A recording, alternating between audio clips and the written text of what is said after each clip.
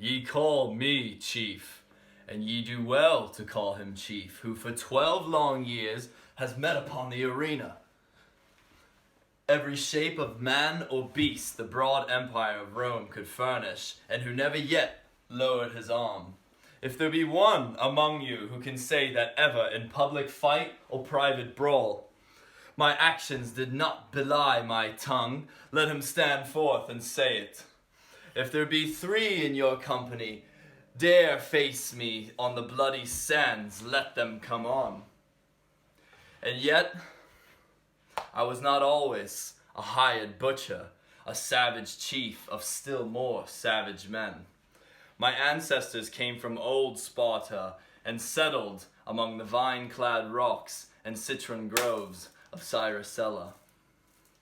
My early life ran quiet by the brooks by which I sported, and when at noon I gathered the sheep beneath the shade and played upon the shepherd's flute, there was a friend, the son of a neighbor, to join me in the pastime. We led our flocks to the same pasture and partook together our rustic meal.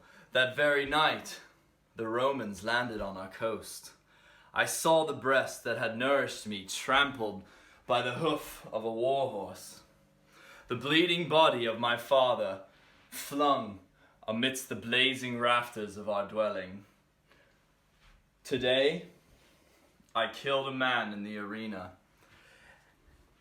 and when I broke his helmet clasps, behold, he was my friend. He knew me, smiled faintly, gasped, and died. I told the praetor that the dead man had been my friend, generous and brave. I begged that I might bear away the body and burn it on a funeral pile, and so to mourn over the ashes. I, upon my knees, amidst the dust and blood of the arena, I begged that poor boon, while all the assembled maids and matrons and the holy virgins they call vestals and the rabble shouted in derision, deeming it a rare sport.